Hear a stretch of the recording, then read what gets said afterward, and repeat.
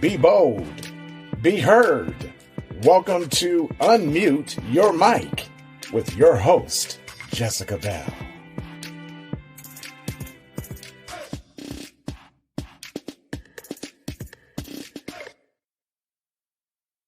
The views, information, or opinions expressed during the podcast are solely those of the individuals involved and do not necessarily represent those of Unmute Your Mic. Hello, everybody. Welcome to another episode of Unmute Your Mic. My name is Jessica Bell. I am your host from Kansas City, Missouri, and I'm so excited that you all decided to join us today. If this is your first time, welcome to the Unmute Your Mic podcast, community, family, and thank you for deciding to tune in. If you have been a part of our family already, thank you for coming back. And as always, before we get started, please make sure that you like, follow, and subscribe us on YouTube, Facebook, Apple Podcasts, and Spotify. You can also go to our website, unmuteyourmic.org, and you can purchase merchandise. You can subscribe to our newsletter and watch our past episodes. Today, we have a very special guest. Her name is Daisyiona, and she is currently in Hawaii. And I'm so excited to hear her story, get to know her a little bit better. Daisyiona, thank you so much for agreeing to be on my platform today. If you could just introduce yourself and let us know a little bit about you. Okay. Hi. First and foremost, I just want to say thank you so much, Jessica, for having me on today. It's really an honor and a blessing for you to be able to share your platform with me. So thank you so much. My name is Daisyiona, and I am a life coach, a mental health and wellness advocate, and a published author. Basically, what I do with the mental health sector is I try to get as many resources as possible for mental health to people of color and communities of color, just to provide access and education. So that's kind of my purpose and what I'm passionate about, and that's kind of what I do. And so, being a mental health advocate, how did you get started in that? Could you just give us a little bit of backstory on that? Absolutely. So I guess I was pretty fortunate to be able, because I know a lot of times in communities of color, going to therapy and seeking out mental health resources can be seen as a stigma, a social stigma or taboo to discuss and talk about. So when I was about 10 or 11, I was witnessing my father passing away from a very aggressive form of cancer. And so during the time, it was very hard on us, but I was sent to, or it was advised that I go to grief counseling. And so that was my first experience with mental health and wellness. And then from there on, most people think that, the stigma is that once someone goes to therapy for the first time, they're going to be there forever. And that wasn't my experience with therapy. So I've actually been to therapy a few times in my life, but they were all during transitional periods. So the issues that arose as a 10-year-old girl losing her father weren't the same as the issues that I had from everyday trauma and things of that nature as a teenager, or even at, my first job or my first breakup and things like that. So I've always had a very continuing and great relationship with going to therapy. But then I decided that I wanted to be able to provide those resources for other people. As I started talking to my friends and relatives more, I started to realize that the problems and the adversities that I was facing with my mindset or with depression and anxiety was something that was common, but people were afraid to go to therapy or they just didn't know how to start. So that's kind of my journey. I went from being a client of a therapist or having a few therapists rather, to working for an insurance company and seeing how therapy worked that way, to working in a children's psychiatric unit, to seeing that, working with autistic kiddos, to working as an admin for a therapist, to now being an advocate myself. So I've kind of been able to see the therapy and mental health sector from many different viewpoints. And that's why I feel that it's my purpose now to be able to give back. Yeah, I was going to say, you've been in so many different arenas. So you've literally been able to see it from yourself being a child and in therapy to working with children and everything else in between. So I think that's so awesome that you kind of got to experience it in many different lights. And I wanted to ask you, because I know this is something that I talk about often with people in my circle. Why do you think it is that, that mental health and therapy is so kind of taboo in the Black community? Why is it something that we're kind of like, don't tell your business to a stranger kind of thing, when so many of us, not just in the Black community, but just in general, have experienced some type of trauma? So why do you think it is so taboo to seek help in that sense? Right. So that's a great question. And I talk about that a lot on my platforms as well. One of the biggest adversities I see as to people finding therapy is because a lot of us grew up in environments we were raised around statements such as what happens in the home stays in the home. You don't tell other people your business. You don't let outsiders know what's going on. And the message is you can be going through something, but you're not allowed to talk about that. So a lot of us have trauma, and we have, trauma becomes triggers, right? So then we have triggers and things like that we go through life with, and all this toxicity that we have built up that we don't know what to do with. So we turn to maladaptive techniques. And some of those maladaptive techniques are what we witness our relatives or our loved ones doing: drinking excessively, alcohol abuse, drug abuse, sexual promiscuity, just all these different things. And it becomes negative, but that's what we know because that's what we've witnessed, right? So you not talking about it is really taking a toll on your mental health, but then you just handle it the way that you've seen people handle it for, decades and generations and stuff, and it just follows suit. And that's kind of what generational trauma is. And then another reason is because for some reason, people don't believe that God made therapists or mental health professionals. A lot of people believe that if they have a problem, the first thing that they do is run to the church, right? God will fix it. But they don't realize that God gives us resources, and it's okay to use said resources, right? So a lot of times people will be like, oh, you have depression or you have anxiety. You're just going to pray about it, which is great. Don't get me wrong, and I don't want to get too much into the spirituality realm and religion and things of that nature, but that's great to pray about your problems. But you also should be able to realize that there are resources available in addition to getting spiritual help and guidance as well, right? So I think those are two of maybe the biggest reasons why. And then also another one is that for the longest time, maybe we didn't say what the cause was exactly, but I know a lot of people that have like a crazy relative. And it's not that they're crazy, and I actually hate that term. It's not that they're crazy, it's that they have maybe some undiagnosed mental health issue, but that's the label. So if you witness someone in your family being called crazy because they're having a mental health issue, you don't want to follow suit with that because you don't want to be looked at differently within your community. Most people, we love our families, we love to join, we love, things like that. We would hate to be an outsider or the black sheep because we're different. So we'd rather just keep our feelings to ourselves and kind of bottle it all up. You brought up so many amazing points. One of them, like you said, not to talk too much about religion, but I do think it's important to acknowledge the fact that God created resources. Right. And so though these resources may not be the end all be all, they are to help us and kind of assist us along the way. The same way he created doctors and things like that. It's not that, if we get sick, we can pray about it. And that's awesome. But also if we need to go to a doctor to get some type of treatment for our illness, that's okay too. And it doesn't make us any less of a believer. It doesn't mean that we have any less faith. Because I truly believe for us to really walk in what God has for us as a whole, we have to be healed.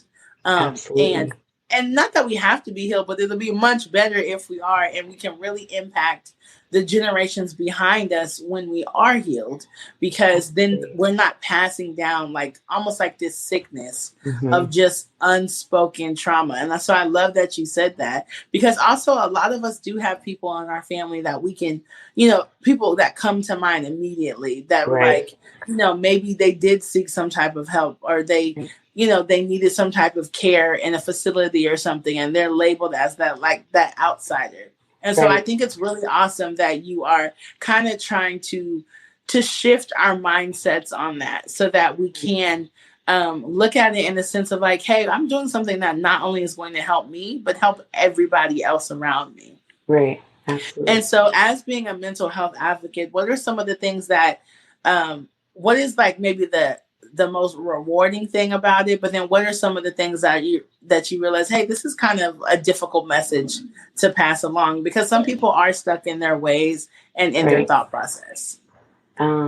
So I'm going to answer a little bit backwards if that's okay. So something that I've been running into recently is trying to teach people what emotional abuse actually is and what it qualifies as. Because sometimes we don't want to put a label on the way we were raised because we're like, no, that's just how we were raised and that's just what it is.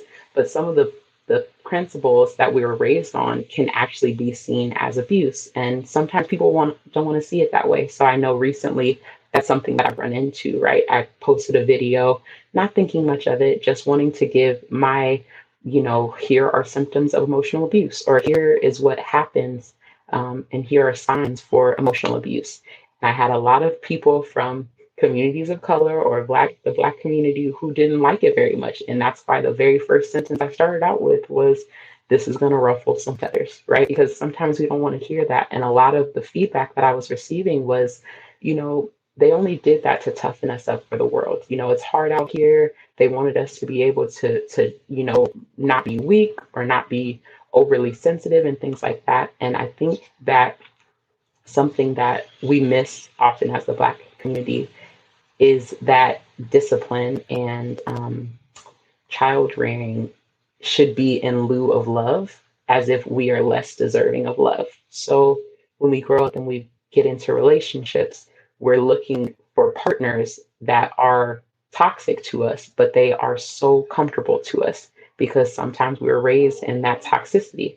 So it's easier for us to pick partners in adulthood that they kind of replicate that traumatic experience we had as children. So that's kind of one of the things that I was actually noticing. But I'd say the most rewarding thing is even if someone isn't ready to comment in my comment section, right? They'll send me a DM after, or they'll repost my message. They'll repost my message and they'll say things like, "Oh wow, I never knew that this is what it was called," or "Thank you so much." I usually try to go, and every time someone reposts a piece of my content, I will go and personally thank them. Thank you so much for reposting it because they didn't have to, and they're spreading a message that I feel was delivered to me with their community, and that makes me happy and proud.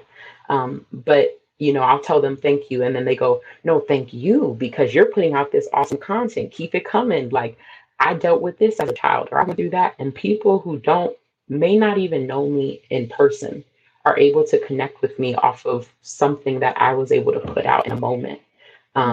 And that's definitely such a rewarding moment for me, and it makes me very proud.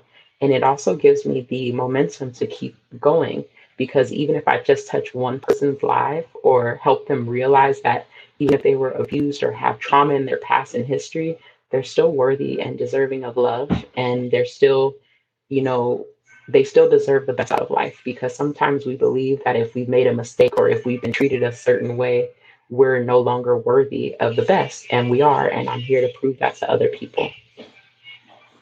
And I think that's the beauty. One of, social media is a gift and a curse, but the beauty about it is that you are able to reach certain people. And like you said, even if you just reach one person, you're not reaching just one person, because that person is going to leave with a different thought process, and they're going to pass that down and, around to the people who are around him. So you really are making an impact on a large scale. And I think especially with something like mental health, it's more of a long-term game, right? You're not going to immediately just talk to somebody and they're magically healed and generational curses are broken off, but you are planting the seeds to, help them go in that right direction. So I think that's beautiful. And then I know that you shared a little bit about what it was like going to therapy kind of as a child, with the loss of your father. And so could you just shine a little bit of light on what therapy looks like for children? I am a teacher and a youth advocate, actually. And so I think a lot of parents' hesitations are sending their child to therapy, almost as if it is going to bring up or create an issue. So what were some of your thought processes being a young child in therapy and then being an adult and, being on the other side of it? Right. So I was very fortunate. So when I went to you know grief therapy and things like that, um, and therapy in general, you always think you're going for one thing, and then you find out once you start talking that if there is so many other experiences that shaped you into becoming the person that you are today. So while talking in grief therapy, I wasn't, I didn't like talking, but there were, artistic, crafts and things like that. So I was able to kind of draw out my feelings. Or actually, I learned during that time that the way I connect spiritually or the way that works best for me is writing it down. So maybe therapy isn't talk therapy, and I think that's the problem too. Everyone thinks that there's just one way. There's equestrian therapy, there is art therapy, which was very healing and very powerful. Sometimes it's just writing things out. So I think that's kind of the benefit too, as going as a child. It was able to help me learn how to cope with the experiences that were happening to me. And I felt powerless as a child too, but at least I was able to get it out. And I think a lot of the times too, in communities of color and in the Black community is, as a kid, I heard a lot of like, what do you mean you're stressed out? Like, you don't have any bills to pay, as if financial obligation was the only thing that can cause stressors in children. And that could not be further from the truth, right? We deal with changes just as much as adults do. We see things, we see everything that adults kind of do, even if it's kind of being hidden from us or shielded from us in a way. We pick up on what our parents' behaviors or their feelings and things like that are. We pick up on their stressors.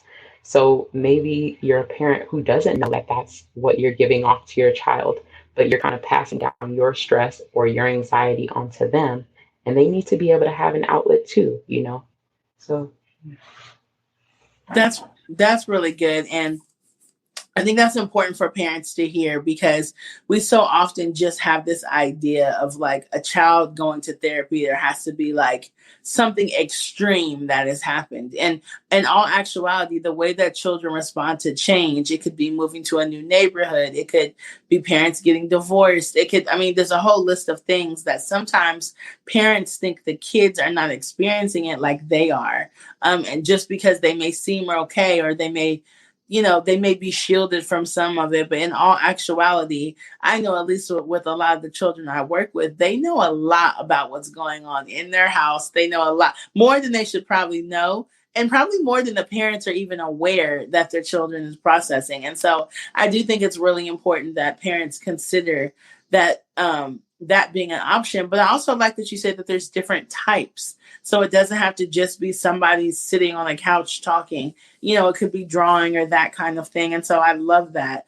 And can you just maybe share a little bit more of your story? So as you said you had gone to therapy a couple of different times with different instances in your life. And so do you find it beneficial to do that as well? Because I do think a lot of people believe that you go to therapy and you're just with one therapist for the rest of your life and you got to go once a week and it's just going to be like, like that's just like a misconception. And so what do you think the benefit is of kind of going when you need to or when you've experienced some type of life change or life stress? right. So that's a great point that you brought up because I've definitely noticed the same. The way I think about therapy and taking care of my mental health is like I take care of my physical health. If I have something that's broken or something, an issue, or there's a tingling in my ankle or something like that, I have the once a year annual physical, right? But how do you take care of your mental health? So the way I think of it is like I'm taking my brain on a tune-up, right? Like not everything's going to go well when I go through life transitions, even though I've gone to therapy before. Sometimes I just need to reaffirm those coping techniques. And not every coping technique will apply to every part of your life. So if you're going to a new job or you have something that is perceived, because for example, when I was in therapy, I thought, oh, at first, oh, you only go to therapy for bad things. No, I was at the prime of my life when I decided to go back to therapy as an adult. I was in the prime of my life. I was going through things. I had a new job and a new car and all these great friends, and everything looked so perfect on the outside, but I was extremely miserable on the inside and depressed and anxious because I knew that new levels required a different level and a different version of myself. And I had so many expectations on myself that I was afraid that if I failed or didn't meet the high expectations that I set for myself, that sometimes I was a failure. Somehow that made me a failure. So I needed to go to therapy at that time because I'm like, hey, everything on the outside looks perfect, and on the inside, I am not okay. Right. So sometimes it was just that moment of realizing like everything on the surface superficially looks great, but I'm not great right now. And I feel it. I don't feel so good. So that's a reason why you can go to therapy as well. And that's kind of what my story was. But an accomplishment for me also was that I had gone to therapy for about 6 months or so to take care of one problem, ended up finding out that there was something else I was dealing with, right? Because that's how it happens sometimes. And towards the end of my therapy experience with that particular therapist, we were sitting on the couch and she goes, usually I'd come in, I tell her my problems, and then we work it out together. Now, by the end of me going to therapy, I was like, there wasn't much for me to say anymore. And she was like, "Oh, so what happened this week?" And I was like, "Nothing really." And she was like, "Well, just go through it with me." And I was like, "Well, I ran into this problem, but then I used my coping technique from this, and it kind of just worked out for me. So I don't really have anything to talk about anymore." And that's a positive, right?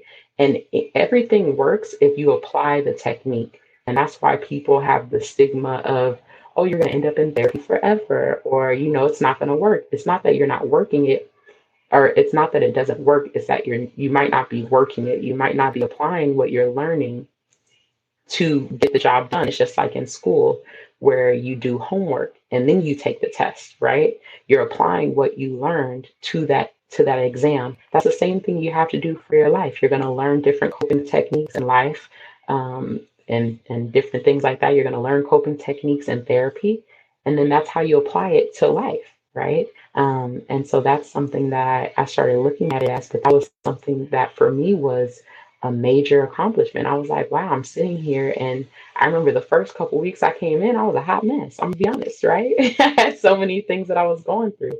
But towards the end, I was able to say, you know what? I'm gonna figure out how to work this out. I know I got it. I have to trust myself again to believe that I can do this, and not become codependent on my therapist, because sometimes that happens too, where we're so used to giving other people the power and control over our lives that we subconsciously also do that to our therapist, and then we have trouble making decisions for ourselves. But once you kind of implement in your mind, like, I got this, I can do this, I know I know I got it now, then that makes a world of difference. So yeah. And I think it's important to highlight that the growth that can take place, to highlight the fact that you're learning these skills as you're there, so that when you're not there, you're able to kind of walk through these situations, because life is going to happen. Things are going to happen. You're going to get stressed out. There's going to be grief, but learning those tools and knowing that you can go, and there's nothing wrong with getting assistance and being prepared for the things that you have. And I love the analogy that you used about kind of like the mental tune up, because you're right. If I broke my leg, I wouldn't say, well, let me wait till my annual doctor's appointment to go get it checked out. And more importantly, if you don't have insurance, like you're like, my leg is broken, I've got to get it taken care of. And a lot of times our mental state is like that, where we're broken, we're on our last leg, and it needs to be just as much, we need to pay as much attention to our mental as we do our physical and everything else. And so what do you think is something that specifically the Black community needs to know about mental health awareness? It can be for youth, it can be for adults, but what do you think is kind of something that us as even, Black women in our community that we can do to raise awareness about mental health? So I actually decided to take on a new venture in regards to that, and I'm actually developing a television network that is dedicated to teaching about mental health within the Black community specifically, but also communities of color, where it provides resources and we have open and honest conversations about things that are happening within the community. A lot of times we will become adults and we will carry these secrets with us. I have heard so much just on social media, where people are describing to me their childhoods and them dealing with, sexual abuse or domestic violence incidences or them witnessing certain things. And we all think that it's only happening to us. So by really getting out there and watching a small key, it may seem small, but it actually does help, that I've been doing was I started to monitor who I was watching on social media. So I had to unfollow the gossip sites, even though I love knowing everybody's tea. Okay. I had to start unfollowing some, social media sites, and I had to watch what I was doing and what I was watching and all the drama and the violence, because spiritually or just internally, that was adding on to the stress that I had, whether I realized it at the time or not. And so I had to say, like, wow, that's not me, or I don't feel good when I watch stuff like this, and kind of doing those checkups with myself and realizing that it's okay to step away from low vibrational things like that. It's okay for me not to watch those shows anymore. It's okay to change. It's okay not to hang out with those friends anymore. It's okay to not want to go out and party and drink and all this other kind of stuff anymore. It's okay. Change is okay. And I think a lot of times in the Black community, we feel that change is something that should be, shied away from or, feared, right? Change is scary. We like things to be the same old same, and it becomes difficult. So that's kind of something that I wanted us to know, or wanted to relay the message of, is that um, change is okay. It's okay to change new things and get new things going. It's okay to not always be the very same anymore. And that it's okay to get out of those situations because you're worthy of more and you deserve more. And, educational resources are available, and that, it's open to everyone. And if you need help getting there, there's people that are able to help as well. Thank you so much, Daisyiona. You have given us so much insight, and I think it's really important, again, to talk about these kind of things that are taboo, that are not always fuzzy and attractive to talk about. But our mental health is really the most important thing. Because even if your body is healthy, if your mental health is not, then you're not healthy. And so I think it's really important that we remember that. And I thank you for sharing that. And I love that you shared about there being resources so that we know that we don't have to do this by ourselves. It's not something that we've got to figure out. And I did want to just kind of wrap up with that. What are some resources, or do you have a site or anything like that where people can go to find resources if they want to find a therapist, if they want to do something like that? Where could they go, or do you have somewhere that you could point them to?